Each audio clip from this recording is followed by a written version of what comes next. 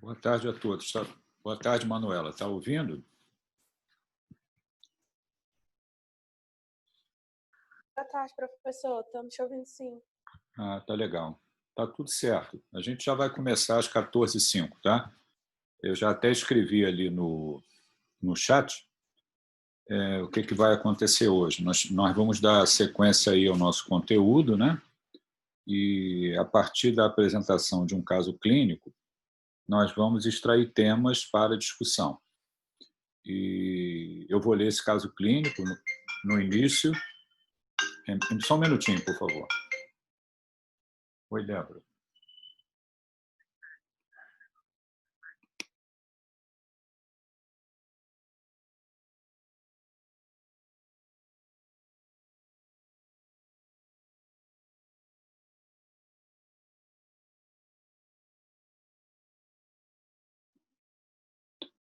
E nós vamos extrair, desculpem, né, eu tive que atender uma ligação, nós vamos extrair os temas e apresentar para vocês, e ao final da apresentação dessas aulas, a gente esclarece as dúvidas, tá ok? Serão aulas em sequência. Eu vou compartilhar a tela aqui, por favor, você me avisem se vocês estão vendo os slides.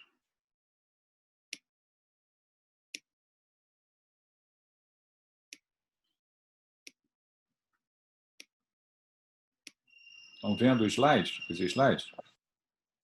Sim. Sim, né? Tá bom. Obrigado. Eu vou sair e daqui a pouquinho a gente começa, tá? Às 14h05.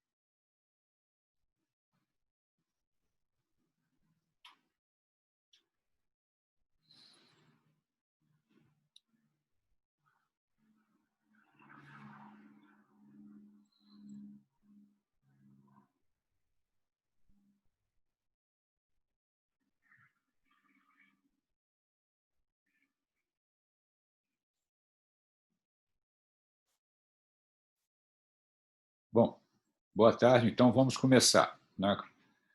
Conforme eu já falei e escrevi, eu vou compartilhar a tela para vocês para ler um caso clínico e nós vamos extrair temas. As aulas serão dadas, 3 aulas em sequência, né?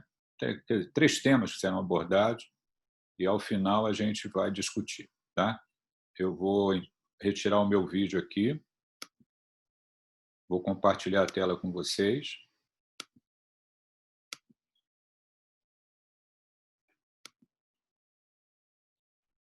E aí a gente tem o caso clínico aqui que eu vou ler. MSN, masculino, 54 anos, destro, casado, pardo, motorista de caminhão, natural de Volta Redonda. Queixa principal, paciente trazido pela filha com desmaio e dormência nos pés. História da doença atual, paciente deu entrada no pronto-socorro com sonolência e confusão mental há 1 hora.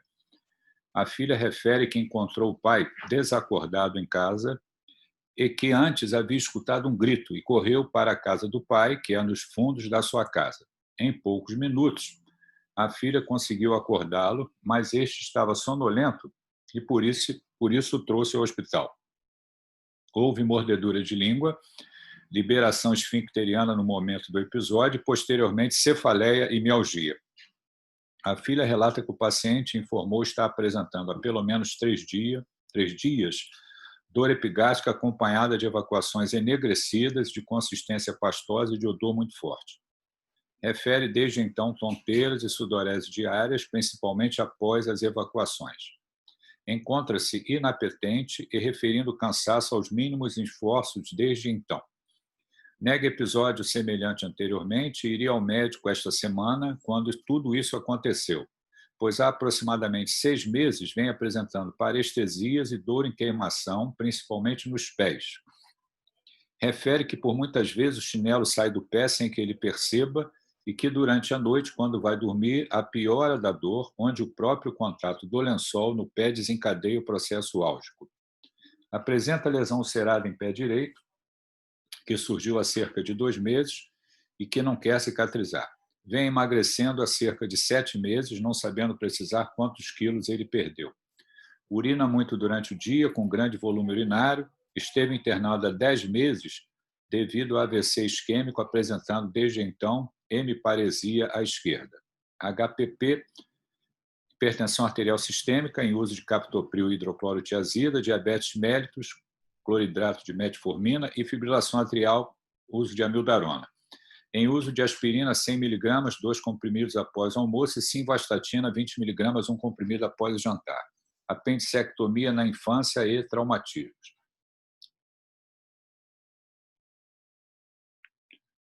História familiar. Pai e tio diabéticos e com passado de AVC, mãe falecida de neoplasia de colo aos 63 anos de idade, avó materna falecida por tumor cerebral aos 60 anos.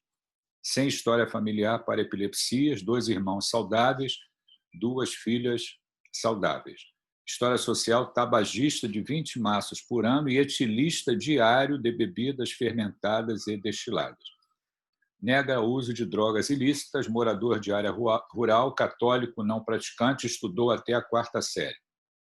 Exame físico, paciente letárgico, confuso, taquipneico, desidratado, 2 cruzes em 4, hipocorado, 3 cruzes em 4, desvio da comissura labial para a direita, pressão arterial 100 por 60 milímetros de Hg, frequência cardíaca 105, respiratória 23, temperatura axilar 36,8. Ritmo cardíaco irregular com FA, fibrilação atrial.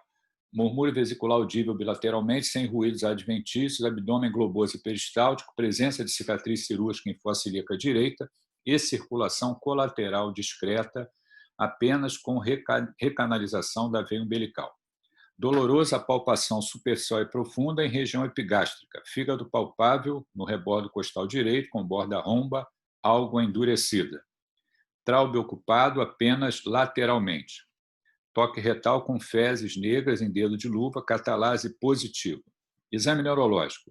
Mini mental 18 para 30, marcha hemiparética ceifante à esquerda, estática, sinal de Romberg, sem latência, força grau 3 no dimídio esquerdo, espasticidade à esquerda, no membro superior esquerdo, maior do que membro inferior esquerdo, eudiadococinesia, hiperreflexia bicipital e patelar à esquerda, arreflexia aquileobilateral, sinal de Babinski à esquerda. Hipoestesia e hipopalestesia simétrica distal nos membros inferiores. Paralisia facial do tipo central à esquerda. Bom, esse é o caso clínico e a gente tem aí uma série de problemas médicos que podem ser discutidos. Então, a gente tem uma lista grande aqui, de itens que a gente vai discutir, né? Hoje nós vamos discutir 3 itens desses aí. Nós não vamos dar ênfase, né, na nossa discussão a aspectos relacionados ao diabetes mellitus, até porque nós já discutimos bastante a conduta no diabetes mellitus lá na primeira parte do curso, né? Inclusive foi matéria que já foi avaliada ali na P1. A gente vai dar mais ênfase aos outros temas. O que nós vamos sinalizar para o primeiro tema está aqui, etilista diário de bebidas fermentadas e destiladas, né? O que isso poderia estar presente ali no nosso paciente, que a gente deveria pensar na possibilidade de uma doença hepática crônica, tipo uma cirrose hepática, por conta do etilismo. Então, se a gente vai falar de doença hepática crônica, é importante que a gente relembre, né, lá da fisiologia, quais são as principais funções do fígado do nosso organismo. São várias, né? Aqui a gente tem uma tabela com uma série de funções do fígado, né? Metabolismo de nutrientes e vitaminas, né? Aminoácidos, lipídios. Nós temos também atuando como inativação de várias substâncias, por exemplo, toxina. Temos também uma função importante do fígado para a síntese de proteínas, né? Dentre essas proteínas, né, que são importantes para toda a nossa economia, nós temos as proteínas de fase aguda, uma também muito importante que é a albumina, fatores de coagulação, e também temos ali as células que pertencem ao sistema imune, né, que são as células de Kupffer, que também são importantes e estão presentes ali na arquitetura hepática. Esse outro slide ele fala sobre etiologias comuns da cirrose. Vejam que tem várias etiologias para a cirrose hepática, né, para a doença hepática crônica, né? Destacaríamos aí a possibilidade da doença viral, que são as hepatites virais, né? Tanto a hepatite B quanto a hepatite C. Nós temos também o uso do álcool, que está colocado ali como 18% dos casos. Então, temos a doença hepática crônica, com várias etiologias, sendo dentre essas as principais a hepatite viral, tanto a B quanto a C, e também o uso de álcool, que poderia estar ali contribuindo para a doença hepática crônica no nosso paciente. Quando um paciente desenvolve doença hepática crônica, desenvolve cirrose, o que aconteceu a nível parenquimatoso? Quer dizer, o que levou, o que ocorreu ali no parênquima hepático que fez com que o paciente caracterizasse a doença hepática crônica? Existe uma via comum, né? Independente da etiologia, existe uma via comum que caminha para a cirrose hepática. Essa agressão ao parênquima hepático, como ela se dá, né? Aqui nós temos um slide falando do suprimento sanguíneo em relação ao fígado, né? A veia porta, posteriormente configurando ali a veia hepática, né? Passando os sinusais hepáticos, o retorno ali pela veia cava e também a nutrição pela artéria hepática, né? Olhando com um pouco mais de detalhe, nós temos também que essa estrutura hepática ela é composta, além da artéria, da veia, você tem também o ducto biliar, né? Você tem o ducto biliar e esse ducto biliar é que vai transportar a bile sintetizada e ela é transportada ali para o intestino através das vias biliares e o reservatório da bile é a vesícula. Aqui um outro slide falando da célula hepática, do hepatócito, com os seus vários componentes. Bom, aonde eu quero chegar? Quero chegar aqui. O que acontece que leva para a doença hepática crônica, para a cirrose hepática, para a fibrose hepática, a destruição desse parênquima? Aqui nós temos uma histologia normal, onde você tem a célula endotelial do sinusoide, né? Você tem ali as chamadas células quiescentes, que são células estreladas quiescentes, né? E você tem o hepatócito ali em cima com a sua constituição normal. Quando você tem a fibrose hepática, o que acontece? Existe a agressão a esse tecido e essas células quiescentes elas se tornam ativadas, né? Essas células hepáticas quiescentes estreladas elas se tornam ativadas e existe a produção e o acúmulo de matriz extracelular. Esse acúmulo e produção de matriz extracelular faz com que ocorra a deposição de colágeno. Essa deposição de colágeno, ao longo do tempo, destrói a arquitetura hepática e faz com que a função esteja comprometida. Então, ao longo do tempo, independente do agente etiológico agressor, vai haver uma substituição desse parênquima hepático de células que teriam a sua função normal por acúmulo de matriz extracelular, depósitos de colágeno, caracterizando a fibrose. Essa fibrose do tecido, né, destrói a arquitetura e também faz com que ocorra aumento da pressão nesses canalículos hepáticos, né, causando, como consequência a esse quadro de destruição do parênquima hepático, a substituição por tecido fibrótico, a hipertensão portal. Então, eu tenho a destruição do parênquima, a substituição de um tecido normal por tecido fibrótico e também o aumento da pressão nos sinusoides, caracterizando a hipertensão portal. Bom,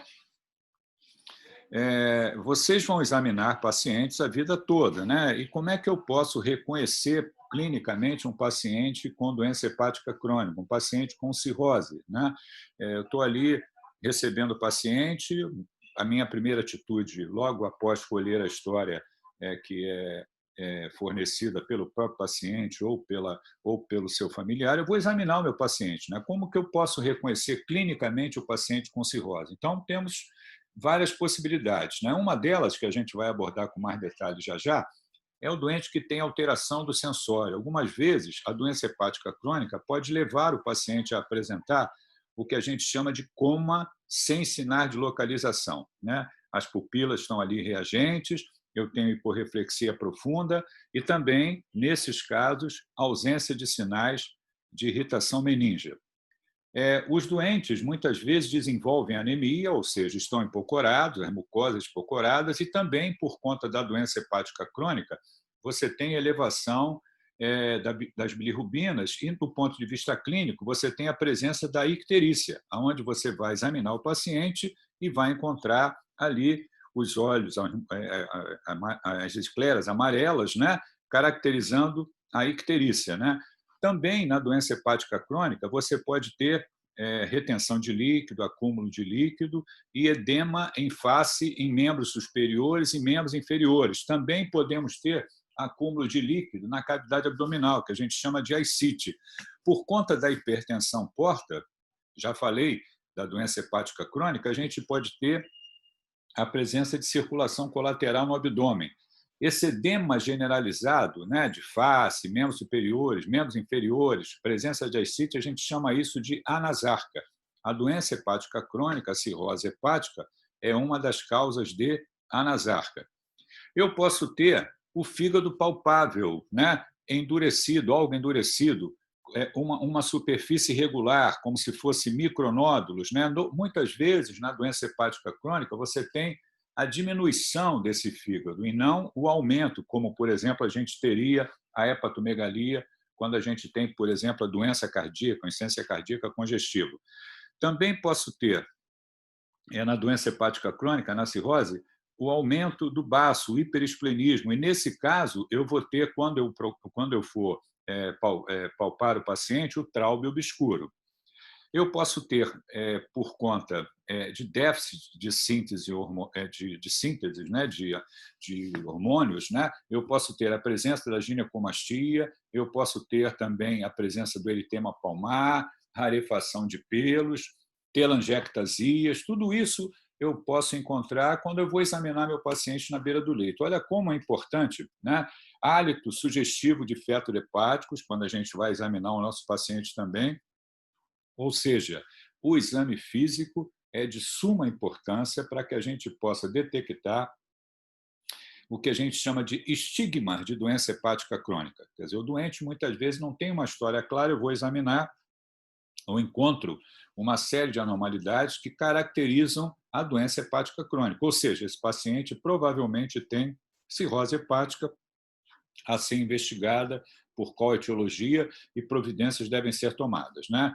Também, como tudo que a gente faz em medicina, a gente vai lançar mão de exames complementares para confirmar ou excluir aquela possibilidade. Então, ali eu vou pedir exames para avaliar a função hepática. Então, nós temos ali prova de função hepática, bilirrubinas elevadas, transaminases podem estar elevadas, fosfatase alcalina e gama-GT caracterizando colestase. Eu tenho o INR alargado, porque eu tenho ali problemas em relação à síntese de fatores de coagulação, então eu vou ter um coagulograma alterado, um TAP alargado, INR alargado, hipoalbuminemia, exatamente porque a síntese está comprometida. Por conta da hipertensão porta, esses doentes desenvolvem, nós vamos ver isso hoje ainda, varizes esofágianas, e essas varizes esofágianas podem causar sangramento. Eu posso ter uma imagem do fígado, uma ultrassonografia mostrando fígado diminuído, nodular, micronodular, com textura heterogênea, um Doppler mostrando hipertensão portal, uma elastografia acoplada a ultrassom ou uma ressonância nuclear magnética falando a respeito dos depósitos, da possibilidade de esteatose, uma possibilidade de tecido colágeno, de depósito de colágeno. testes sorológicos para predição e ou específicos para a possibilidade de fibrose e, caso necessário, isso muitas vezes pode ser necessário, né, para esclarecer de uma maneira melhor a doença hepática crônica, né, a etiologia da doença hepática crônica, a necessidade de uma biópsia hepática. Bom, quais são as complicações da doença hepática crônica? Quando eu tenho um doente com doença hepática crônica, com cirrose, o que pode vir a acontecer com ele? Então, também várias complicações podem estar presentes, né? Tem lá complicações específicas: hipertensão portal, encefalopatia hepática, síndrome hepatorrenal, peritonite bacteriana espontânea, disfunção sintética hepática, distúrbio de coagulação e, dependendo da etiologia, muitas vezes relacionada à hepatite viral, podemos ter lá na evolução da doença hepática crônica, da cirrose hepática, uma chance maior do paciente desenvolver carcinoma hepatocelular. Nós vamos destacar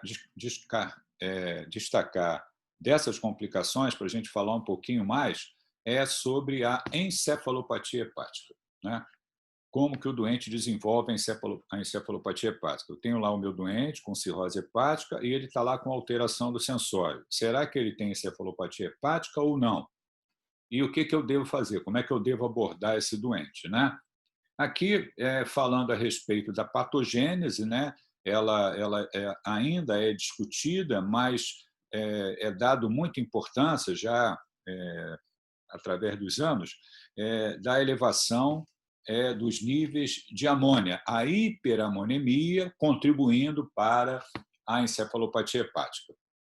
Aqui a gente tem um slide que fala a respeito da geração de amônia, né? Essa amônia ela é gerada no organismo por dois mecanismos: por interferência ali no metabolismo proteico, quer dizer, nos nossos alimentos, né, por interferência de enzimas da mucosa do nosso intestino, né, do enterócito, e também pela presença das bactérias que estão no intestino, nós temos a geração de amônia. Essa amônia ela entra ali na circulação portal. Quando ela entra na circulação portal, isso é o normal, ela vai ser direcionada para o fígado. O que acontece? Essa amônia vai entrar em um ciclo que a gente chama o ciclo de ureia, vai gerar a ureia e a ureia é eliminada pelo organismo a nível renal. Isso é o normal do que acontece com o metabolismo da amônia. Imagine um doente que tem destruição do parênquima hepático, tem a fibrose do tecido hepático ali, né? Toda a distorção por conta do acúmulo de colágeno do tecido fibrótico e também a hipertensão portal. Então, quando essa amônia entra e chega ao fígado, ela não vai encontrar essa situação normal. Então, vai haver problemas em relação ao metabolismo dessa amônia, né? E aí nós vamos ter o seguinte: nós vamos ter, quando nós temos a doença hepática crônica, nós vamos ter o acúmulo dessa amônia e essa amônia acaba entrando, por conta da hipertensão porta, na circulação sistêmica. Esse aumento da amônia na circulação sistêmica vai fazer com que ele atravesse ali a barreira hematoencefálica e vai comprometer a função neuronal, né? Fazendo com que ocorra anormalidades neuronais relacionadas à hiperamonemia e alterações do nível de consciência, caracterizando a encefalopatia hepática. Então, problemas em relação à neurotransmissão, problemas em relação à glicólise, problemas em relação à produção de mediadores inflamatórios que levam a um quadro que é caracterizado como encefalopatia hepática. Então, a amônia, a hiperamonemia, tem um papel muito importante no desencadear da encefalopatia hepática. Nós temos também outros fatores, além da hiperamoniemia, né, que são colocados aqui. Não quero que vocês guardem isso, é apenas como curiosidade. Se vocês quiserem ler um pouco mais sobre patogênese da encefalopatia hepática, vocês vão ver que todos esses fatores acabam contribuindo também para a encefalopatia hepática. Eu estou destacando os níveis elevados de amônia. Também, essa é uma publicação sobre o tema, falando de uma série de anormalidades que ocorrem em liberação de mediadores inflamatórios que também contribuem para a encefalopatia hepática.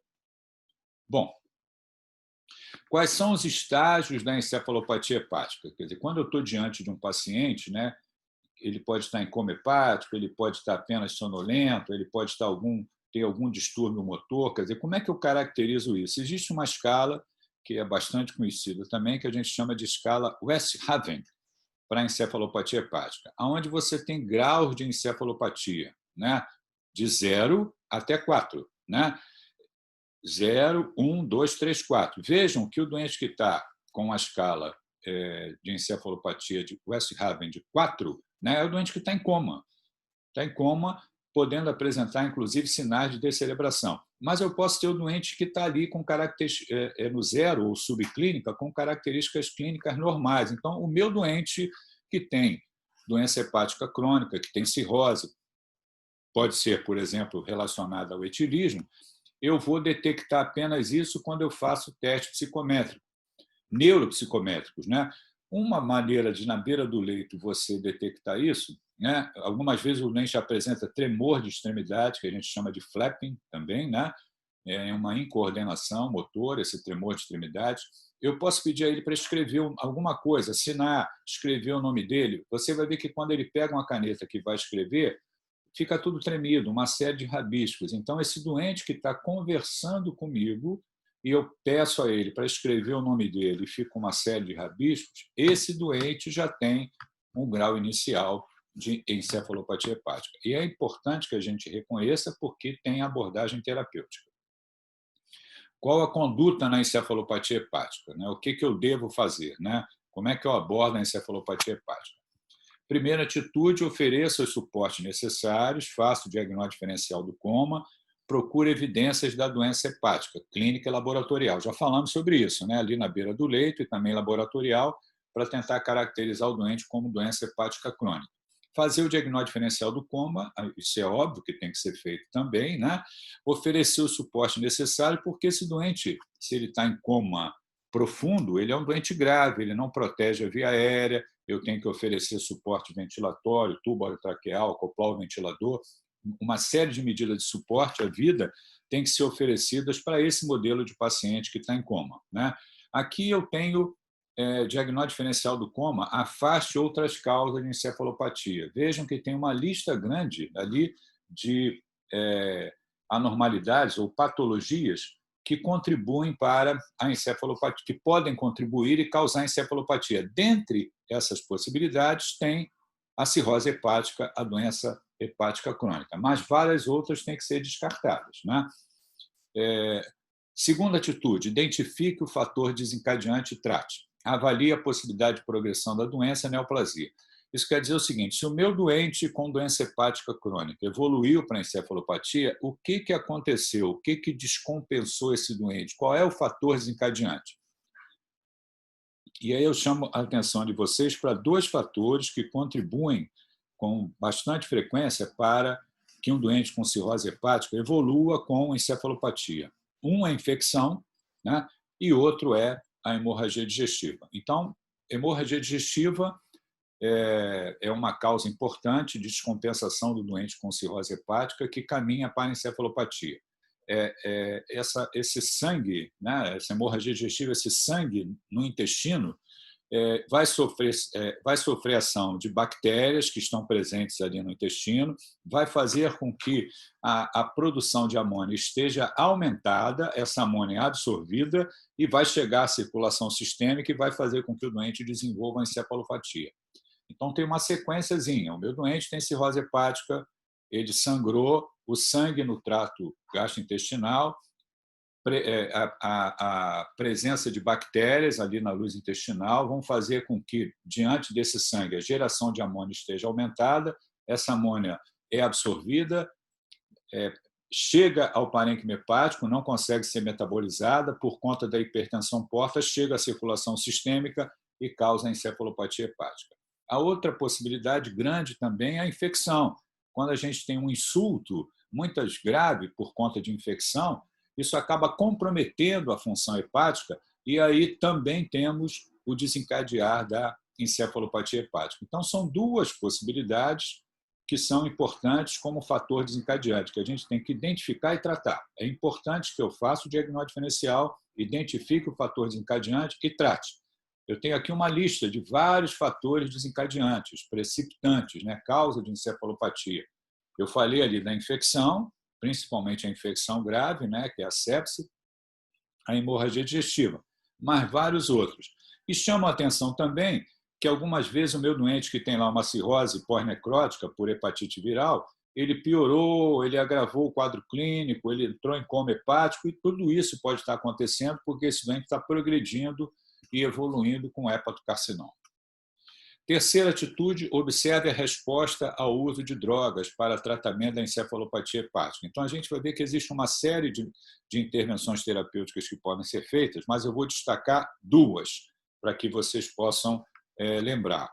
Uma é o uso da lactulona. A lactulona é um disacarídeo que a gente vai fazer via oral para esse paciente e a lactulona tem alguns efeitos que são benéficos no tratamento da encefalopatia. Ela vai mudar o pH colônico e vai interferir na ação dessas bactérias, né? Vai diminuir a população dessas bactérias para a geração de amônia. E, por conta disso, vai diminuir a absorção de amônia e hiperamonemia. Também vai levar que o número de evacuações aumente, tem um efeito catártico, né? Então vai fazer com que aumente o número de evacuações, vai limpar o intestino, o doente vai evacuar mais vezes, e por esses dois mecanismos nós vamos ter o benefício no tratamento da encefalopatia hepática, diminuindo a hiperamonemia. Então, lactulona. A outra opção, importante também, é o uso de antimicrobianos para diminuir a população de bactérias a nível de cólon, né? E dentre os antimicrobianos, destacaríamos o uso do metronidazol. É uma droga que é usada com frequência para tratar a encefalopatia hepática com esse objetivo, diminuir a população ali de micro-organismos, diminuindo a geração de amônia. Então, a gente tem uma lista ali também de itens que podem ser utilizados. Eu destaquei para vocês o uso da lactulona e o uso do metronidazol.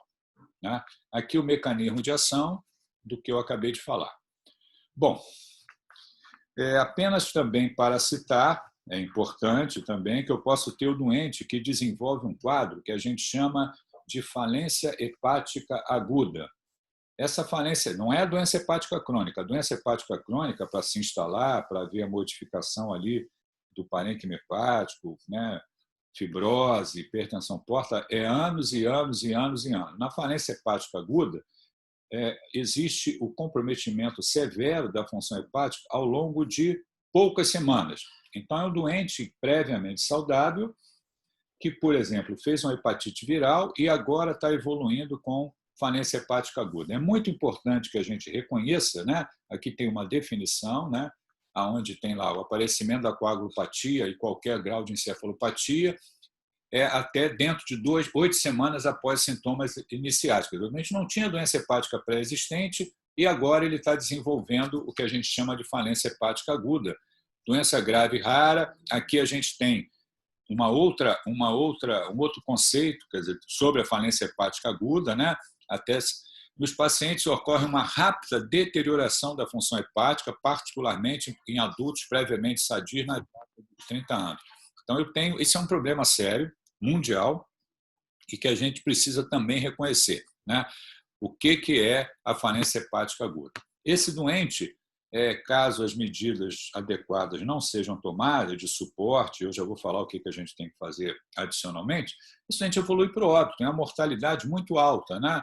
E também, no caso aí do coma hepático que ocorre nesses doentes, a gente tem o papel também da amônia elevada, como eu já expliquei anteriormente, nessa situação causando uma elevação de lactato a nível neuronal, elevação de glutamina também, que é um aminoácido, né? E aí você vai ter um edema significativo a nível do sistema nervoso central. Então, uma característica da falência hepática aguda é o grande grau de edema cerebral que leva o paciente ao óbito, né? Podendo levar o paciente ao óbito na falência hepática aguda. Existem causas de óbito na falência hepática aguda, né? Falência de múltiplos órgãos, secundária infecção, hipertensão intracraniana. Aqui eu tenho uma lista de doenças que podem evoluir com falência hepática aguda, várias doenças, né? Exposição a drogas, doenças infecciosas, várias outras patologias, né? Drogas que também são utilizadas para tratar uma série de condições que podem ter como efeito adverso a falência hepática aguda. Aqui, etiologia que deve ser investigada quando a gente está diante de uma falência hepática aguda, né? Várias possibilidades, né? Vejam que hepatite viral é uma delas, uso de drogas, por exemplo, o acetaminofén, que eu já vou falar sobre isso, né? Hepatite isquêmica, uma série de itens podem causar a falência hepática aguda e devem ser investigados, né? Vejam que esse é um quadro de etiologia de falência hepática aguda nos Estados Unidos. Uma causa principal, ou a principal causa, é relacionada a doses elevadas de paracetamol, que é um analgésico que a gente usa com bastante frequência, né? O nome comercial é o Tylenol. Então, o uso de Tylenol em doses elevadas, e muitas vezes associada ao uso de álcool, é uma causa de falência hepática aguda. Isso é muito importante porque isso se repete no mundo todo. Uma causa principal de falência hepática aguda é o uso de doses elevadas de paracetamol. E quando nós temos essa possibilidade, existe o uso dessa droga aí com resultado favorável para tratar esse quadro de falência hepática aguda, que é a N-acetilcisteína, quando a gente tem a falência hepática aguda relacionada ao uso do acetaminofén. Lembrar também, né, a possibilidade da doença crônica, né, da doença aguda sobreposta à doença crônica, que pode ocorrer também, existem critérios para isso.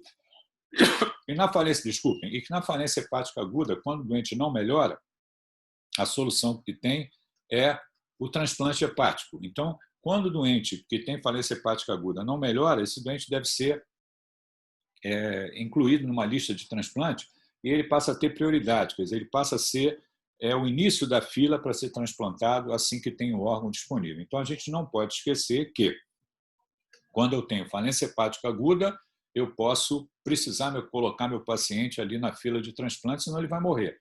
Na doença hepática crônica também, algumas vezes, na cirrose hepática, e quando ele preenche critérios também, ele pode ser incluído também na fila de transplante hepático. Mas eu estou particularizando agora com a falência hepática aguda, que é muito importante essa possibilidade. Bom, vamos continuar.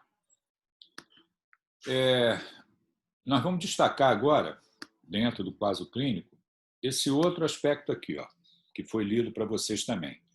A filha relata que o paciente informou estar apresentando há pelo menos 3 dias dor epigástrica acompanhada de evacuações enegrecidas de consistência pastosa e de odor muito forte. Refere desde então tonteiras e sudorese diárias, principalmente após as evacuações. E aí é a brecha para a gente falar sobre hemorragia digestiva, né? Então, nosso paciente, inclusive, ele foi examinado, foi feito um toque retal, tinha ali presença de fezes com catalase positiva, caracterizando, também estava hipocorado, quer dizer, caracterizando a possibilidade de hemorragia digestiva, né? E o que a gente tem a falar sobre hemorragia digestiva? É a perda de sangue pelo trato gastrointestinal, né? Caracterizado clinicamente por algumas anormalidades, né? Como vômitos com sangue digeridos, né? Que a gente chama de hematêmese, ou então evacuações de fezes enegrecidas, escuras, também de sangue digerido, que é a melena, né? Essa hematêmese pode ser borra de café, o sangue em borra de café, ou sangue vivo também, né? E a enterorragia é a evacuação de sangue vivo, junto com as fezes, né? Evacuação de sangue junto com as fezes, caracterizando o sangramento digestivo, né? Diagnóstico: suspeição clínica, confirmar presença, estimar a intensidade do sangramento, localizar a origem, diferenciar com ingestão de alimentos ou medicamentos que contêm ferro ou bismuto, né? Diferenciar com sangramento de via aérea alta. Eu posso ter um doente que está com epistaxe por conta de uma crise hipertensiva, aí deglutiu esse sangue, daqui a pouco ele vomitou esse sangue, na verdade ele está vomitando um sangue por causa de deglutição ali do sangramento nasal, né, por causa da epistaxe. Ou então, eu tenho doentes com tuberculose, que tem hemoptise, sangrou com um pouco mais de intensidade, ele deglute esse sangue, daqui a pouco ele vomita esse sangue também. Então, a gente tem que fazer o diagnóstico diferencial, não é difícil fazer isso, mas a gente deve lembrar qual é a origem do sangramento, né? O sangramento da hemorragia digestiva é sangramento do trato gastrointestinal, né?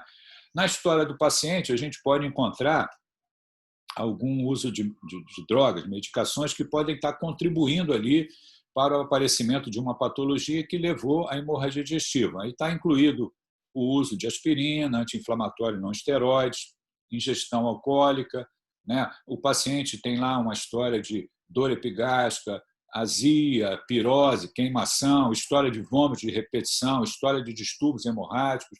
No exame físico, como eu acabei de falar, eu posso encontrar sinais de doença hepática crônica. Se eu encontro sinais de doença hepática crônica, existe a possibilidade desse doente ter hipertensão porta, hipertensão portal, varizes de esôfago, ele pode estar sangrando por causa dessas varizes de esôfago. Se inclui também ali o exame da região anal, que eu posso ter o sangramento por conta de botões hemorroidários. A gente chama esse sangramento ali por conta de botões hemorroidários de hematoquesia, né? Ali a presença de varizes, né, de vasos que sangram, caracterizando os botões hemorroidários e levando ao sangramento, né, quando o paciente vai evacuar, tem dor, e isso chama-se hematoquesia.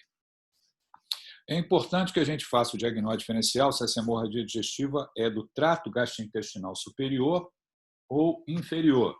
E a gente chama de hemorragia digestiva alta ou baixa, né? O que é hemorragia digestiva alta? É um sangramento acima do ligamento de Treitz, né? Segunda porção de duodeno. É uma condição significante e prevalente com importantes implicações para os custos da saúde em todo o mundo. Então, primeiro a gente vai falar da hemorragia digestiva alta, depois a gente vai falar da hemorragia digestiva baixa.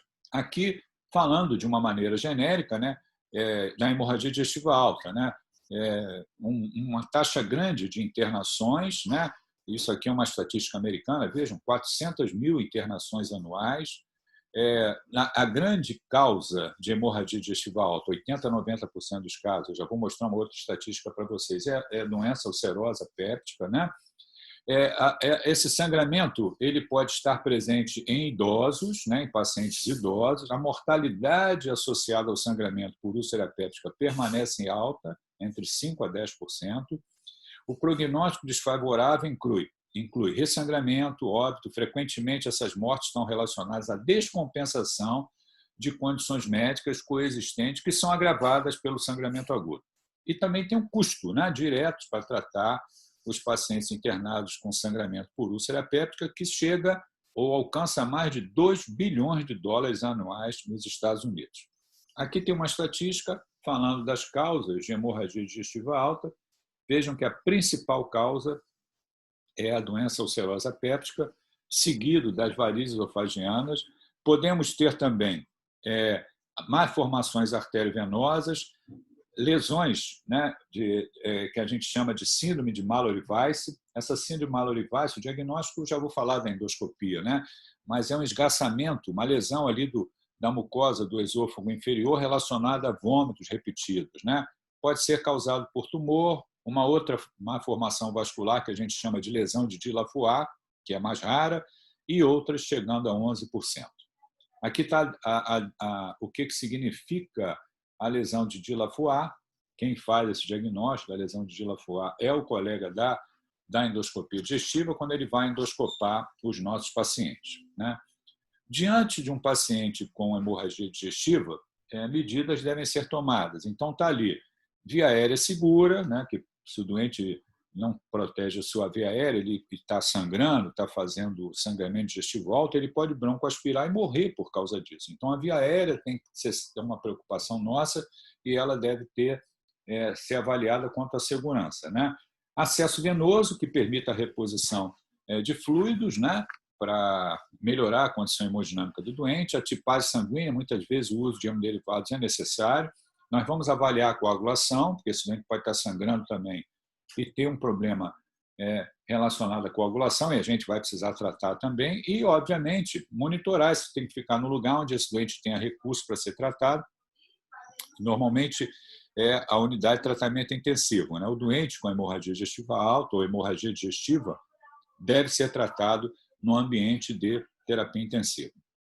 Logo a seguir, né, após a admissão do doente, quer dizer, o doente chegou a admitir hemorragia digestiva, eu vou fazer contato com o colega, né? Os hospitais precisam ter serviços que prestam a endoscopia digestiva. Normalmente, a endoscopia digestiva está ligada a um serviço de gastroenterologia que o próprio hospital tem, ou são colegas que atuam na área que ficam disponíveis, né, para atender quando chamados para fazer a endoscopia digestiva desses casos, né?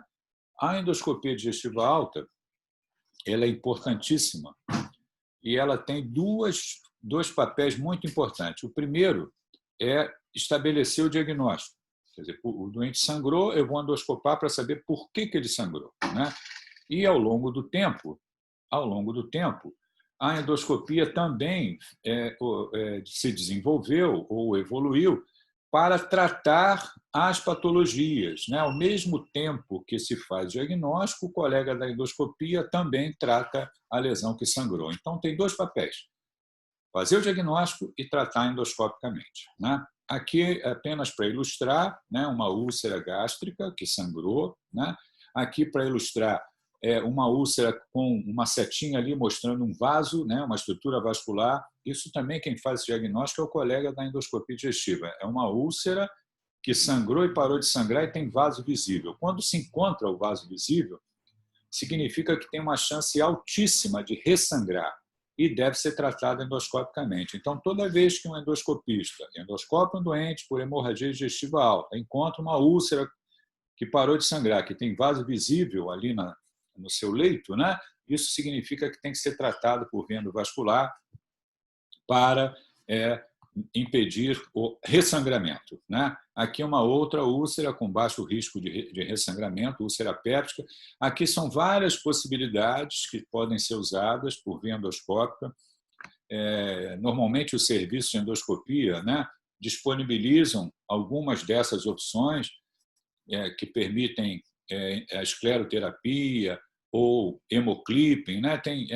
Os serviços eles disponibilizam esses materiais para que o colega da endoscopia possa endoscopar e tratar a lesão que causou o sangramento, né? Da nossa parte, né, clínico, ali que admitiu, ou então intensivista, nós também vamos agir, né?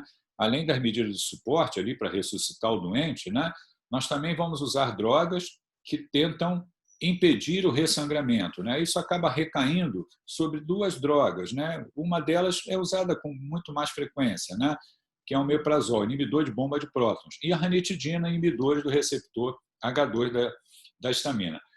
O objetivo dessas drogas é fazer com que você diminua a secreção gástrica e, consequentemente, você diminua a chance de ressangramento. Então, nós vamos admitir esses doentes, vamos tomar as providências necessárias e vamos fazer a prescrição de uma dessas duas drogas. Normalmente, a gente vai prescrever o inibidor de bomba de prótons e o grande exemplo é o omeprazol. Podemos ter também o que a gente chama de lesão aguda da mucosa do trato gastrodenal, né, ou a gastrite erosiva. Causas mais comuns: tem ali uso de anti-inflamatório não esteroides, uso abusivo de álcool, trauma, cirurgia, queimadura, sepse. A infecção grave é uma das causas dessa gastrite erosiva, né, insuficiência hepática ou renal.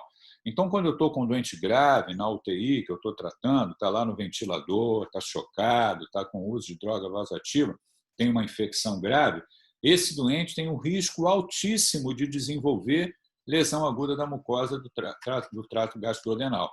E eu tenho que tomar medidas para tratar esse sangramento, ou, melhor ainda, impedir que ele ocorra. Prevenção da lesão aguda na mucosa do trato gastrodenal. Isso acaba recaindo sobre dois itens: o uso da dieta enteral precoce, quer dizer, nós vamos nutrir esse paciente, né, para tentar diminuir a chance dele sangrar. Vamos usar essas drogas que eu acabei de falar, uma das duas, principalmente o omeprazol. E se o doente sangra, obviamente, de maneira significativa, nós vamos endoscopar e, na medida do possível, vamos conversar com o colega da endoscopia para ver se tem intervenção terapêutica por via endoscópica para tratar essa lesão ulcerosa aguda. Outra patologia que pode causar sangramento digestivo alto também são as varizes de esôfago e gástricas, né? Isso está relacionado, como na aula anterior eu falei da hipertensão porta, doença hepática crônica, e isso pode ser causa de sangramento digestivo também. O que nós vamos fazer, né? Se o doente chega, eu já falei que o principal é a gente acionar o colega, as medidas iniciais é acionar o colega da endoscopia. Se o colega da endoscopia não está disponível imediatamente, e eu estou diante de um paciente com doença hepática crônica, pode ser que eu tenha que lançar a mão de um item que nós usamos já há muitos anos também, né? Que a gente chama de balão de sangue steak Blackmore, o balão gastroesofagiano. Esse balão é colocado como uma sonda nasogástrica e tem um balão que fica no fundo gástrico e um balão que fica dentro do esôfago. Eu inflo os dois, posiciono e muitas vezes isso pode fazer com que o doente que sangrou por varizes de esôfago pare de sangrar. Tanto varizes de fundo gástrico quanto varizes de esôfago. Aqui várias opções que eu tenho para tratar o sangramento por varizes esofágianas, né? Talvez o principal seja a endoscopia e a escleroterapia, mais adiante a nível ambulatorial a ligadura com banda elástica. Pode ser colocado também a possibilidade de uso de terapia farmacológica, como octreotide, e também a nível ambulatorial, posteriormente, o próprio colega da endoscopia ou da vascular vai colocar ali um shantzinho, um stent, né? Que a gente chama de TIPS, para diminuir essa hipertensão portal e diminuir a chance de sangramento, né? E, em casos excepcionais, pode ser necessário um procedimento cirúrgico, e que seria o shunt espleno-renal distal, isso é feito pelo cirurgião em casos excepcionais. Aqui uma varizes, um slide com ligadura com banda elástica. Aqui os vários itens que eu acabei de falar, né? Tratamento cirúrgico, falha dos acimas, o TIPS eu já comentei também, o uso de octreotide, né? Como para diminuir a hipertensão portal. Tamponamento com balão já comentei, controverso. E o principal é a endoscopia com esclerose das varizes. E lembrar, se eu tenho doente com doença hepática crônica e sangrou, por exemplo, por causa de varizes esofágianas, olhar a coagulação, porque se ele tem doença hepática crônica, ele tem distúrbio de coagulação, ele tem um INR alargado. E o que eu tenho que fazer? Repor fator de coagulação.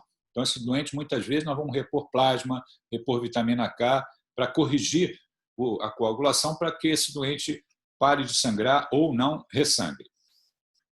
Fatores prognósticos em relação à hemorragia digestiva, isso é importante também, que eu tenho que julgar ali, quando eu estou cuidando do doente, né, uma perda significativa de sangue, o doente chocado, o doente idoso, o doente com coagulopatia, que eu acabei de falar, o doente imunossuprimido, o doente que tem comorbidades, né? E sangramento durante a internação e recidiva. Tudo isso, quando ocorre, ou alguns desses itens, quando ocorre, são fatores que contribuem para uma mortalidade maior. Passando agora para a hemorragia digestiva baixa, né? Ali nós temos causa de hemorragia digestiva baixa. São várias, né? A principal delas é a doença diverticular. A doença diverticular é uma doença que é caracterizada principalmente em idosos, né? E essa doença diverticular pode se manifestar por sangramento digestivo. Então, eu posso ter um doente idoso que sangrou. Por que ele sangrou? Doença diverticular. Também podemos ter, até numa faixa etária mais jovem, a presença de má formação vascular, que são as angiodisplasias, como causa também de hemorragia digestiva baixa. Causa indeterminada, neoplasia é outra possibilidade também, né? O doente pode ter um tumor de colo, está sangrando por causa de um tumor de colo. Doença isquêmica, relacionada também à radiação, à colite, quer dizer, tem várias causas. As principais são a doença diverticular e a angiodisplasia, né? Bom, o que eu vou fazer na hemorragia digestiva baixa? Eu vou oferecer a esse paciente as medidas de suporte, a ressuscitação, como já foi dito anteriormente, e eu vou agir no sentido para identificar a causa, né? Muitas vezes nós vamos ficar na dúvida por onde o doente sangrou, se sangramento digestivo alto ou baixo. Por que você está falando isso, Afonso? Porque se é um sangramento digestivo alto significativo, vultuoso, pode ser que esse sangue passe rápido ali pelo trato gastrointestinal e o doente evacue sangue vivo. Na verdade, ele está com sangramento digestivo alto e está fazendo a enterorragia. Então, enterorragia não é sinônimo de hemorragia digestiva baixa, né? Eu também tenho que pensar em origem alta. Então, por isso que está colocado ali, ó, considerar a endoscopia digestiva alta. Muitas vezes a gente vai fazer a endoscopia digestiva alta para excluir a possibilidade de sangramento digestivo alto e logo a seguir eu vou investigar o trato gastrointestinal baixo por via endoscópica, que é um exame que a gente chama de colonoscopia. Essa colonoscopia, para ser feita pelo colega da endoscopia, eu preciso fazer um preparo do intestino. Esse preparo normalmente significa limpar o intestino, né? A gente faz isso usando clister e com mais frequência, né, clister glicerinado, e a gente faz isso com mais frequência com o uso da lactulona. A gente pega a lactulona, um frasco de lactulona, dilui com suco de laranja, o doente toma isso, faz a limpeza do cólon e aí, no dia subsequente, se faz a colonoscopia. Lembro que a colonoscopia, tanto do trato gastrointestinal alto para hemorragia digestiva alta, quanto aqui, o que eu estou falando, da hemorragia digestiva baixa, essa endoscopia ela deve ser feita, né, a endoscopia digestiva alta, quando a gente recebe o doente, eu devo acionar, isso deve ser feito ali dentro do primeiro dia, nas primeiras 12 a 24 horas. Aqui na colonoscopia eu preciso preparar. Algumas vezes, esse preparo faz com que a colonoscopia seja adiada para o dia subsequente. Quer dizer, eu tento estabilizar o doente e no dia subsequente, após o preparo do colo, se faz a colonoscopia. Se eu não encontro nada na colonoscopia, que eu posso fazer a colonoscopia e não achar nada, é um problema. O doente sangrou e eu não sei por que ele está sangrando. Pode ser que eu tenha que lançar mão de um exame que é a angiografia. O que é a angiografia? Eu fazer um estudo das artérias, injetar contraste e pode ser que eu surpreenda uma má formação vascular que está, inclusive, com sangramento. E aí, durante a angiografia, eu posso embolizar. Embolizar é jogar uma estrutura que eu ocluo esse vaso por via endovascular. Então, eu faço a angiografia, isso pode estar acoplado a achar o local do sangramento, uma má formação vascular, uma angiodisplasia, por exemplo, e eu embolizo, o doente para de sangrar. Se eu não consigo fazer com que o doente pare de sangrar, eu posso chegar, inclusive, a chamar o cirurgião para operar esse doente, para fazer uma colectomia, uma hemicolectomia. Então, é importante que eu trabalhe de uma forma organizada para identificar o local de sangramento, parar o sangramento por via endoscópica, através da colonoscopia, prepare o doente, faça a colona, tratamento endoscópico. Se isso não obtiver resultado, pode ser necessário fazer arteriografia, embolização, pode ser necessário também cirurgia. Aqui, slide mostrando uma angiodisplasia colônica, né? Um outro slide mostrando doença inflamatória, né? Doença de Crohn, também causando, é uma causa de sangramento digestivo baixo. Aqui, um câncer de cólon, também causando sangramento. Isso é um problema, né? Que vocês observam que tem vários locais com sangramento. Como é que nós vamos parar esse sangramento por via endoscópica? É muito difícil. E aqui, o que eu acabei de falar, né? A arteriografia para tentar identificar a origem do sangramento, né? Pode ser necessário também, aqui está falando da cintilografia, um outro exame mais sofisticado, que é com hemácias marcadas, onde eu tento também identificar o sítio do sangramento, né? Aqui a diferença entre os dois exames, se é detalhe, não precisa guardar, né? Aqui uma angiodisplasia visualizada numa angiografia que pode ser tratado por via endovascular. Aqui a cintigrafia, também mostrando com hemácias marcadas, tentando identificar o local do sangramento. E, apenas como curiosidade, nós podemos ter também, mas isso mais a nível ambulatorial, né, uma cápsula, onde você tem uma câmerazinha que filma todo o trato gastrointestinal. O doente deglute essa cápsula passa ali por todo o intestino, e aí nós vamos ter identificado o local do sangramento. Isso deve ser feito quando eu já explorei o doente, tanto alto, hemorragia com endoscopia digestiva alta, quanto baixo, por uma colonoscopia, e eu não identifiquei o local de sangramento. Por que o doente está sangrando, não sei. Pode ser necessário fazer a ingestão dessa cápsula com a vídeo e a gente tem o diagnóstico feito. Os doentes com hemorragia digestiva, eles podem necessitar de cirurgia, né? Eu falei uma série de opções de tratamento para hemorragia digestiva, tanto alta quanto baixa, né? Mas aonde entra o cirurgião nessa história? Então está ali, ó, sangramento incontrolável. Eu posso ter um doente que não parou de sangrar, sangrou de maneira significativa, o próprio colega da endoscopia falou, não consegui parar de sangrar, o que sobrou para esse doente? Cirurgia. Se não fizer isso, o doente morre. Então a gente precisa ter a interface com o cirurgião para, em alguns momentos, conversar com ele, né, para ver esses casos e que podem se transformar em doentes cirúrgicos. Doentes que ressangram, né, de maneira significativa, doentes idosos, pode ser necessário também que sejam submetidos à cirurgia. Casos que não respondem necessitam de múltiplas transfusões. Então, aquele doente que chegou, está anêmico, hemotransfundir, continua sangrando, endoscopou, continua anêmico, continua necessitando de hemoderivados nas primeiras 24 horas, ou seja, um caso grave que não parou de sangrar, está precisando de múltiplas hemotransfusões, cadê o cirurgião para vir ver esse doente? Pode ser que ele necessite também de cirurgia.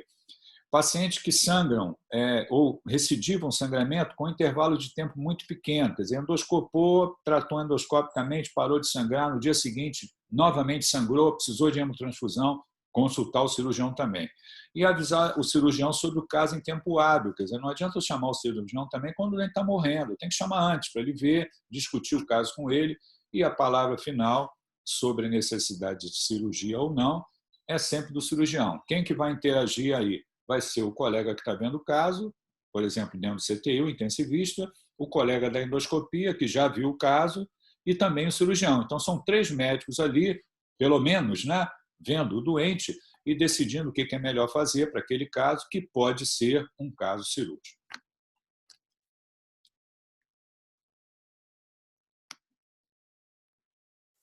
E a aula subsequente é essa aqui. O meu doente evoluiu com choque. Quer dizer, se a gente for lá no nosso doente, ele tinha sudorese, né? Ele era um doente hipertenso que estava mantendo níveis tensionais. Quer dizer, o meu doente com hemorragia digestiva ele pode evoluir com instabilidade hemodinâmica e evoluir com choque. O que é isso, Afonso? O que é choque, né?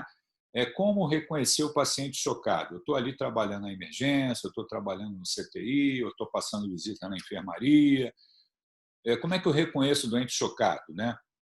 O doente, uma característica desses doentes é o doente se apresentar hipotenso, a hipotensão arterial, né? Não apenas isso, além disso, a hipotensão arterial, eu tenho também o doente que tem a frequência cardíaca elevada, amplitude de pulso diminuída, e muitas vezes acompanhado por aumento da frequência respiratória. Então, é um doente que está hipotenso, taquicárdico, né? Esse doente também tem as extremidades frias, sudorese, enchimento capilar lentificado, presença de cianose de extremidades. É muito importante a gente avaliar a periferia, né, o enchimento capilar lentificado, a presença de cianose. Isso caracteriza a hipoperfusão, junto com esses outros itens que foram colocados. Frequentemente também esse doente tem alteração do nível de consciência, ou está sonolento, ou está desorientado, ou então está agitado, né? Sem uma causa aparente, isso pode ser por causa do choque, né? Quando a gente tem todos esses contextos, né? E se eu tenho um acesso à diurese, por exemplo, eu tenho um catéter vesical que eu estou monitorizando a diurese horária, esse doente ou ele vai contar para mim que ele está sem urinar, ou na hora que eu estou avaliando e coloquei um catéter vesical, se o doente tem choque, tem hipoperfusão, ele vai ter também uma diminuição do volume urinário, vai ter a diurese diminuída. Aqui é um slide mostrando a mão de um doente com sinais de hipoperfusão. Vejam lá, a mão com cianose de extremidades, enchimento capilar lentificado. Então, quando eu vou examinar meu doente está hipotenso, coloquei a mão ali na mão do doente, enchimento capilar lentificado superior a 3 segundos, né? E presença de cianose, eu estou encontrando perfusão periférica comprometida, eu estou encontrando hipoperfusão, eu estou encontrando o paciente chocado, né? Está aqui a definição de choque. Condição em que ocorre uma intensa e generalizada redução da perfusão tecidual efetiva, inicialmente reversível, que, quando torna-se prolongada, leva à lesão celular irreversível. O choque é o caminho do óbito. Se eu não tratar o meu doente chocado, ele vai morrer.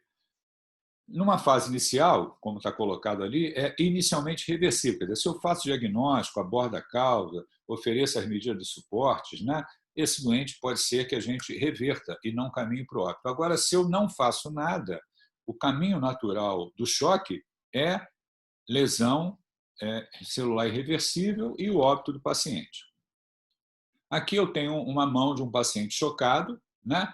E quando o quadro caminha para estágio de maior gravidade, observem ali a mão do doente com preta, uma cianose fixa. Quando o doente chega a esse ponto, né, com livores cutâneos também, esse doente ele caminhou para uma fase que a gente chama de choque refratário, choque reversível. A gente não quer que o doente chegue nessa fase, né? Porque quando chega nessa fase, qualquer coisa que eu vou fazer não adianta mais e o meu doente vai morrer. Então, eu tenho que ver, identificar aqui e tomar providências. Porque se eu deixar chegar aqui para tomar providência, não vai adiantar mais nada do que eu fizer. Por isso que eu estou falando, o choque é o caminho do óbito. Bom, fisiologia do sistema cardiovascular e cardiocirculatório, para a gente entender um pouquinho. Aqui como é que a célula funciona, né? A gente tem ali a membrana celular, tem o citoplasma, tem o núcleo, a gente tem a produção de proteínas para as várias funções do nosso organismo, né? E quem transporta os nutrientes, né? O oxigênio e os nutrientes para a célula é o sangue, né? Oxigênio e glicose, substratos para a síntese de energia e funcionamento celular. Nós recebemos a glicose, nós recebemos o oxigênio e vamos produzir energia para manter nossas células vivas, né? A gente tem a entrada da glicose na célula, eu já vou falar mais sobre isso adiante. A gente tem lá a glicólise, depois ciclo de Krebs, produção de ATP, e assim que a gente está acordado aqui conversando com os nossos tecidos viáveis. Além disso, o sangue também remove os metabólitos, né, e permite a comunicação entre órgãos e sistema através de substâncias, de hormônios, né? O principal metabólito aí desse metabolismo oxidativo, né, para a produção de energia é o CO2, né? E aí vai ser eliminado ali a nível pulmonar e vai novamente absorver o oxigênio. Aqui a glicólise e a produção de ATP, que eu acabei de falar. Tem duas fases, uma fase anaeróbica, onde chega até piruvato, e nós vamos ter ali uma produção de apenas 2 moléculas de ATP, e a fase aeróbica, onde esse piruvato entra ali no ciclo de Krebs, acetilcoenzima A, você tem o ciclo de Krebs e uma produção de uma quantidade muito maior de ATP, né, que são 34 ATPs, e também a geração de CO2 e água como produto desse metabolismo. Então, eu preciso, para que isso funcione, eu preciso de oxigênio, eu preciso da glicose, né? Aqui um slide falando suprimento, né, a glicose, o oxigênio, que é necessário ali para a produção de ATP, e esse ATP é necessário para estabilização da nossa membrana celular, ali a diferença de potencial, né, bomba de sódio, potássio, produção de proteínas, produção de RNA, produção de nucleotídeos, DNA para o DNA, e também a produção de metabólito. Tudo isso é por conta do ATP que é gerado, né? O sangue, como ele se move, tem a grande circulação, a pequena circulação. Ali a gente está vendo o coração, artérias, capilares e o retorno do sangue à circulação central. Grande circulação, pequena circulação é a pulmonar. Artéria pulmonar, os capilares, a troca gasosa, o retorno ali, veia pulmonar, lado esquerdo da circulação e tudo começa novamente, né? Aqui as câmaras cardíacas, né? Átrios, ventrículo, válvula tricúspide, válvula mitral, né? Aqui a gente tem os batimentos cardíacos, tudo isso é fisiologia, vocês já viram isso, mas é importante que a gente entenda, eu preciso dessas informações para falar sobre choque, né? A sístole, né? A contração, a diástole, o relaxamento do coração, o sangue é ejetado na sístole, né? Na diástole você tem o enchimento das câmaras cardíacas, né? E a gente tem um volume de sangue que é ejetado a cada batimento cardíaco, né? A cada contração. Está ali, sístole e diástole, né? Onde a gente tem a geração do volume na sístole que vai ser levado pelas artérias, né? Maior calibre, menor calibre, vai chegar lá nos capilares, onde vai se dar a troca E aqui a gente tem um gráficozinho interessante, que são os dados, um slide que a gente chama de determinantes do volume sistólico. Esse sangue que é ejetado pelo coração, que é o volume sistólico, eles têm, para que ocorra, são os determinantes do volume sistólico. A pré-carga é o volume de sangue que retorna ao coração, que enche os ventrículos, né? É o volume intravascular, é o volume de sangue que enche o ventrículo, né? A contratilidade é uma propriedade intrínseca do músculo cardíaco, que permite com que o miócito se contraia, e a pós-carga é representada pelas arteríolas, pelas artérias, na verdade, pelas arteríolas, que é a força que faz com que ocorra a resistência ao fluxo que está sendo ejetado. Isso se chama pós-carga. Quer dizer, eu ejetei o sangue e existe uma resistência dentro do sistema, o aumento essa presença dessa resistência, que vai fazer com que haja uma diferença de pressão, é o que a gente chama de pós-carga, e eu já vou explicar para vocês, é representado pelas arteríolas. O volume sistólico vezes a frequência cardíaca me dá a informação do débito cardíaco. Então, o que é o débito cardíaco? É o volume de sangue ejetado pelo coração a cada minuto, né? Como é que é feito isso? É a cada batimento cardíaco, o volume sistólico, vezes a frequência cardíaca. Com isso, eu tenho o que a gente chama de débito cardíaco. Aqui, o sangue do lado esquerdo, por diferença de pressão nas artérias elásticas, né? Ele é ejetado e vai chegar ali naquelas arteríolas de menor calibre, aonde você tem músculo liso nas suas paredes, e essas arteríolas, elas têm a modificação do seu diâmetro, que a gente chama de tônus vascular. Isso é importante para a presença da pós-carga, quer dizer, isso é a resistência imposta ao fluxo de sangue, né? Representado pelo diâmetro das arteríolas, que tem diâmetro variável por conta do músculo liso presente na sua parede. Nós chamamos esse tônus vascular de resistência vascular sistêmica. Então, a resistência vascular sistêmica, da onde vem esse conceito? É pela modificação do diâmetro, quer dizer, essa resistência imposta ao fluxo, ali pelas arteríolas que alteram seu diâmetro por conta da camada de músculo liso na sua parede. Logo a seguir, a gente tem os capilares, onde nós temos a oferta de oxigênio aos tecidos por difusão. Novamente, o retorno de sangue pelo sistema venular, pelas veias de maior calibre, retornando ao lado direito do coração. E aí passa a nível alveolar, né, artéria pulmonar, onde você tem a troca gasosa, a hematose, e tudo ocorre novamente. Então, é um sistema que funciona, é um sistema fechado, onde você tem lado esquerdo da circulação, lado direito da circulação, grande circulação, pequena circulação. E esse fluxo de sangue ele está ocorrendo por diferença de pressão. Uma pressão em uma região maior do que uma pressão mais adiante. Essa resistência imposta ao fluxo a gente chama de resistência vascular sistêmica, são as arteríolas, como eu já expliquei. Bom, lei de Frankenstein, fisiologia também. Lá no início do século passado. O que quer dizer essa lei de Frankenstein? Quanto mais eu encho ou mais eu estiro o miócito, melhor ele vai se contrair. Então, olha só, o sangue é ejetado pelo coração. Quanto mais eu distendo ali a câmara cardíaca, quanto melhor encho ela, melhor o músculo vai se contrair. Mais sangue vai ser ejetado, que é o volume sistólico. Isso é importante. Vejam que existe uma curva, de uma rampazinha, e depois um platô. Quer dizer, eu vou enchendo, vai contraindo melhor. Vou enchendo mais, vai contraindo melhor. Vou enchendo mais, vai contraindo melhor. A partir de um determinado ponto, não adianta eu encher mais, porque eu já atingi ali o meu volume sistólico maior, que pode ser alcançado por aquela contração ventricular, né? Isso chama-se curva de Frankenstein.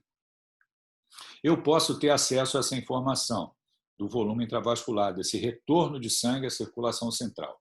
Como é que a gente faz isso, Afonso? Com o meu doente grave, muitas vezes nós puncionamos uma veia central.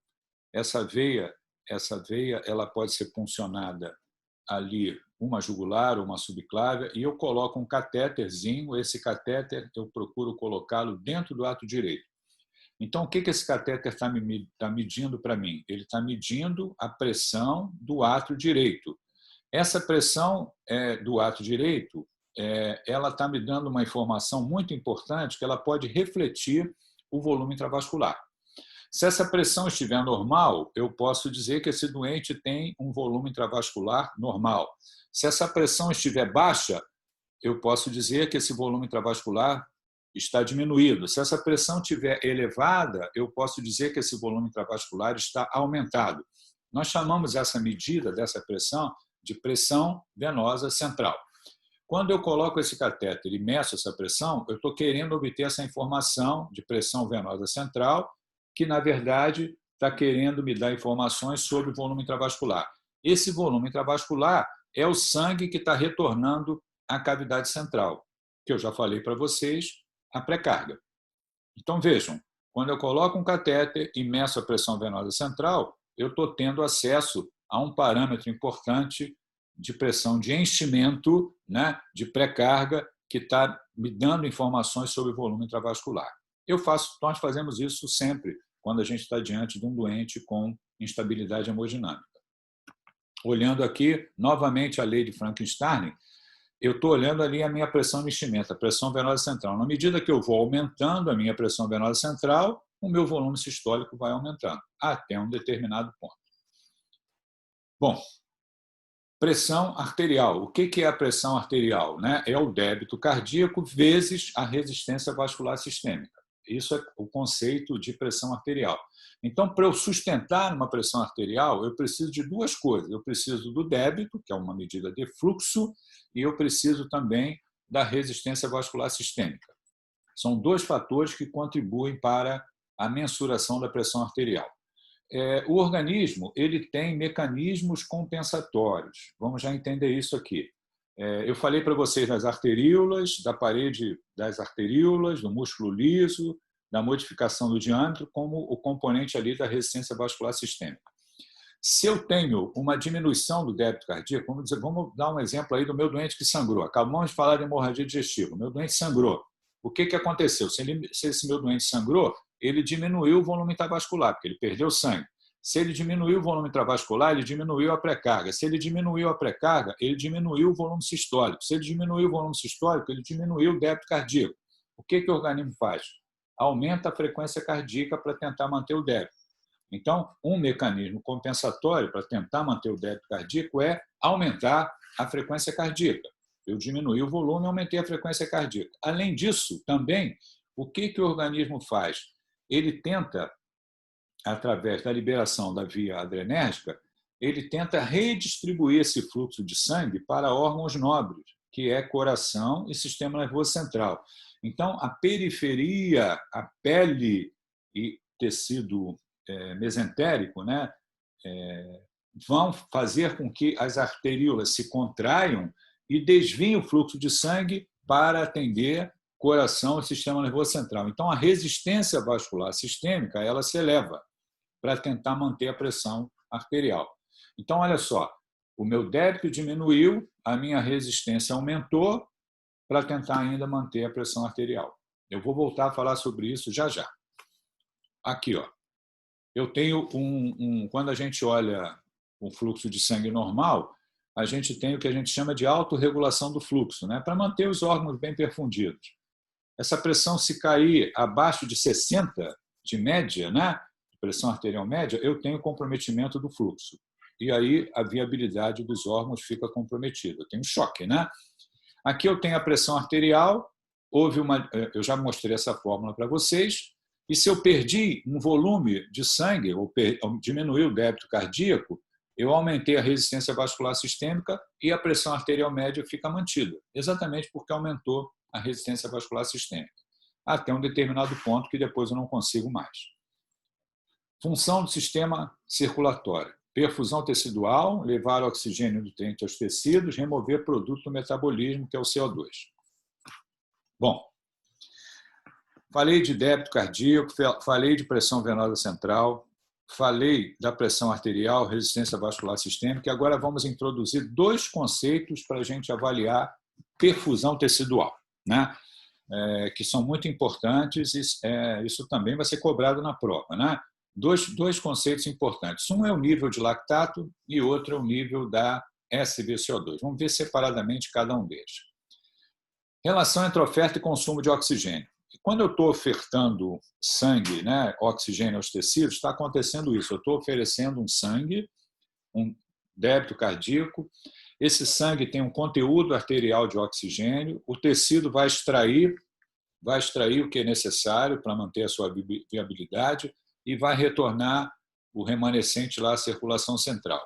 Em condições de homeostasia, na fisiologia, como nós estamos aqui conversando, eu estou oferecendo 100, o tecido está retirando 30 e está retornando 70 à circulação central. Então, olha só, Afonso, eu estou oferecendo 100 aos tecidos, os tecidos estão consumindo 30%, quanto está retornando à circulação central? 70%. Aí tudo começa novamente, 100, retira 30, volta a 70. Aqui eu posso coletar sangue e fazer uma gasometria arterial. Eu vou ter ali a saturação da hemoglobina pelo oxigênio, pressão parcial de oxigênio no sangue arterial, uma série de informações. Imaginem que aquele meu catéter que está lá dentro do ato direito, eu colhi uma amostra de sangue e fiz uma gasometria arterial. Quanto é a saturação da hemoglobina pelo oxigênio do sangue colhido nesse catéter ali que está dentro do ato direito? Qual é o normal? O normal é 70%. Por quê? Eu ofereci 100, foi retirado 30, chegou a 70 ali. Se o meu doente está chocado, o que está acontecendo? Eu estou oferecendo menos, o meu tecido está extraindo mais, e como que vai estar essa saturação ali quando ela retornar? Ela vai estar inferior a 70%. Então, é importante que eu puncione a veia, verifique a pressão venosa central e também faça uma gasometria. E aí, essa saturação, a gente chama de saturação da hemoglobina pelo oxigênio em veia central. A gente chama de SvCO2. SvCO2. Nos dá informação sobre a relação entre a oferta e consumo de oxigênio pelos tecidos. Caso menor que 70%, está ocorrendo o quê? Diminuição da oferta e ou aumento da extração. Normalmente, as duas coisas estão juntas. Diminuiu a oferta, aumentou a extração por causa do choque. Bom, lactato. Como é que é o raciocínio com lactato? Lactato é a via glicolítica, né? É a fase anaeróbica ali, você tem o metabolismo da glicose até piruvato, né? Depois esse piruvato vai se transformar ali pela ação da piruvato desidrogenase em acetilcoenzima A, vai entrar no ciclo de Krebs e vai gerar ATP. Já falamos sobre isso. Quando eu tenho diminuição da oferta de nutrientes e oxigênio aos tecidos, que eu tenho hipóxia tecidual, vai haver um desvio desse metabolismo, não vai haver a entrada ali para o ciclo de Krebs, vai haver o desvio com produção de lactato. Esse lactato vai estar elevado em condições de hipoperfusão, em condições de hipóxia tecidual. Então, quando eu tenho lactato elevado, o que isso está me refletindo? Hipóxia tecidual, diminuição da oferta de oxigênio aos tecidos. Então, olha só, eu tenho dois marcadores importantes para avaliar a perfusão tecidual. Níveis de lactato, que eu acabei de falar, e também o valor da SbCO2. São dois parâmetros muito importantes. Bom, vou lá para o meu doente chocado. Classificação dos estados de choque. A gente tem 4 tipos ou de etiologias, né? Ou perfis, né? O tipo de choque. Então, a gente tem o choque hipovolêmico, o choque cardiogênico, o choque obstrutivo e o choque distributivo. Essa classificação nós usamos há décadas, né? E dentro delas nós temos ali as causas, né? Choque hipovolêmico, choque hemorrágico. A gente acabou de falar de hemorragia digestiva. A hemorragia digestiva é uma das causas de choque hipovolêmico. Se eu tenho um infarto agudo do miocárdio, eu tenho choque cardiogênico como causa de choque, o choque cardiogênico. Se eu tenho embolia pulmonar, pneumotórax hipertensivo, tamponamento cardíaco, eu tenho obstrução ao fluxo de sangue, a gente tem o que a gente chama de choque obstrutivo. E eu tenho também um tipo de choque onde eu tenho vasodilatação, vasoplegia, em todo o sistema circulatório. E o grande exemplo desse choque distributivo é a infecção grave e a sepse. Então, olha só, choque hipovolêmico, choque cardiogênico, choque obstrutivo, choque distributivo. São os tipos de choque. E causa de choque, como eu já comentei, nós temos várias, né? Hemorragia digestiva, trauma, perda de volume intravascular, hipovolemia.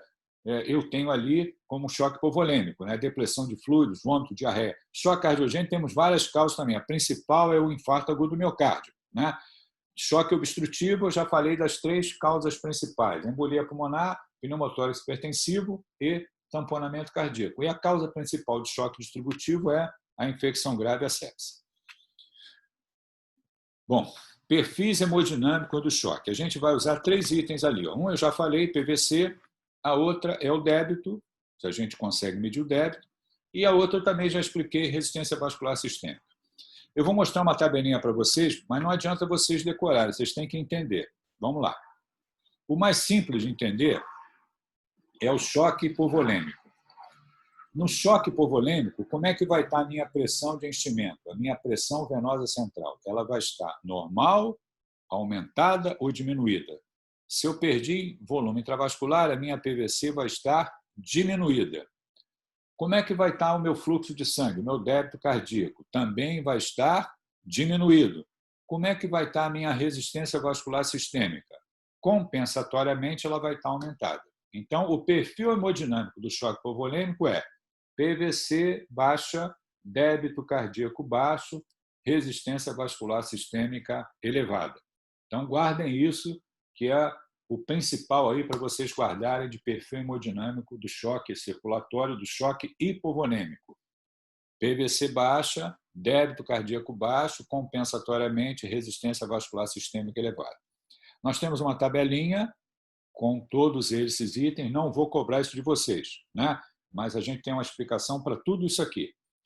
E também, né, eu já comentei a respeito sobre isso, nunca deixar de avaliar os sinais de hipoperfusão, que é a perfusão tecidual. Então, quando eu olhar o meu doente lá chocado, eu tenho que olhar como é que está o lactato e vou fazer intervenção terapêutica, o que eu espero com o lactato? Que esse lactato diminua, né, ao longo do tempo, né, melhore ao longo do tempo, e a MAS-BCO2 também, se está baixo, eu vou fazer intervenção terapêutica para retornar com ela para a faixa de normalidade, que é 70%. Bom, vou interromper o compartilhamento e estou aqui pronto para responder às dúvidas que possam existir. Vamos lá. Se quiserem abrir o microfone ou escrever aqui, podem escrever ou então falar, sem problema. Nós estamos aí com 41 pessoas na sala.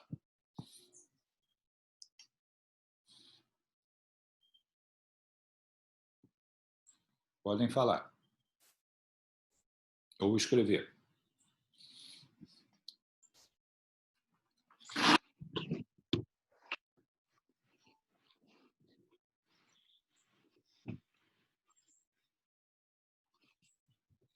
Maria Luísa, né? A cirrose hepática só o transplante? Não, Maria Luísa. Você pode. Nós temos as medidas de acompanhamento do doente com cirrose hepática, né? Com doença hepática crônica, que foram aquelas várias que eu falei, né? Por exemplo, se o doente tem varizes de esôfago, pode ser necessária a colocação de ligadura com banda elástica, né? Se o doente tem algum grau de encefalopatia, pode ser necessário que ele use lactulona. Se tem edema, o uso de diuréticos, né? Para que ele seja avaliado quanto à possibilidade de transplante na doença hepática crônica, a gente também tem os estágios de severidade, a idade do paciente e a etiologia da doença hepática crônica, para ver se ele pode ser incluído no programa de transplante, se tem indicação, se ele pode ser incluído. Eu dei ênfase para vocês no transplante, na falência hepática aguda, que é diferente da doença hepática crônica. A falência hepática aguda, muitas vezes não há nada a fazer, a não ser medida de suporte, um doente grave, para o doente sair daquela situação, só existe a possibilidade do transplante. Por isso que ele entra na frente de todo mundo para poder receber o órgão quando tem doador. Ok?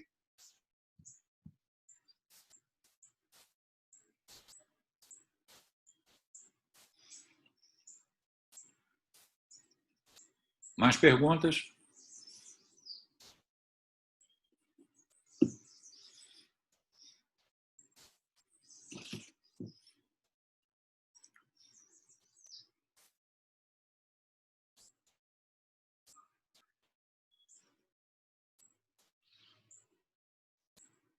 Podem falar, podem abrir o microfone e falar se quiserem.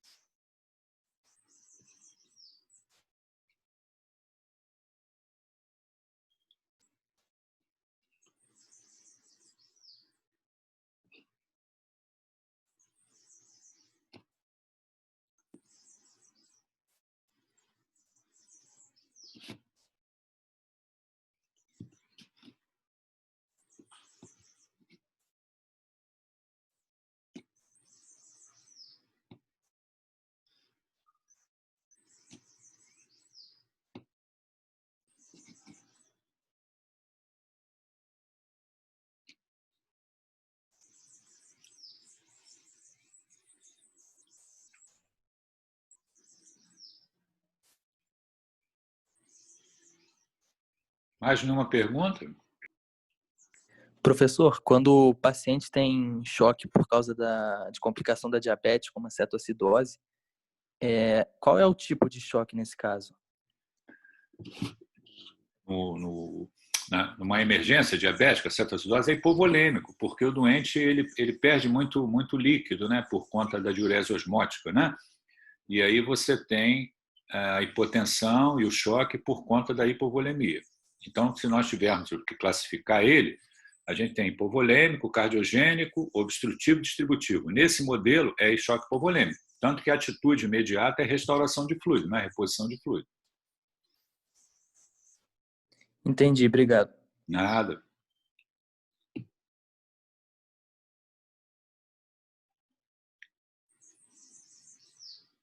Mais perguntas?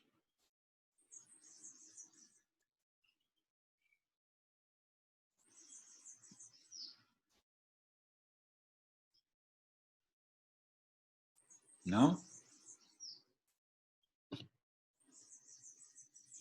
Bom, essa aula vai ser gravada e eu vou botar no AVA, né? Então, eu vou pedir a vocês para colocar a presença e sair de sala, tá bom?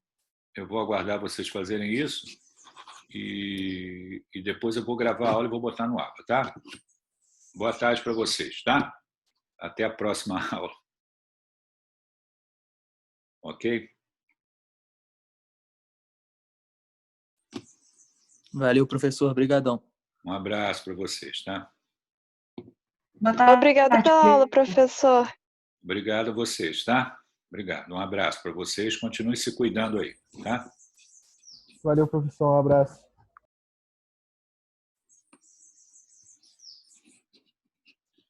Então é só colocar o presente e sair, tá? Eu estou esperando.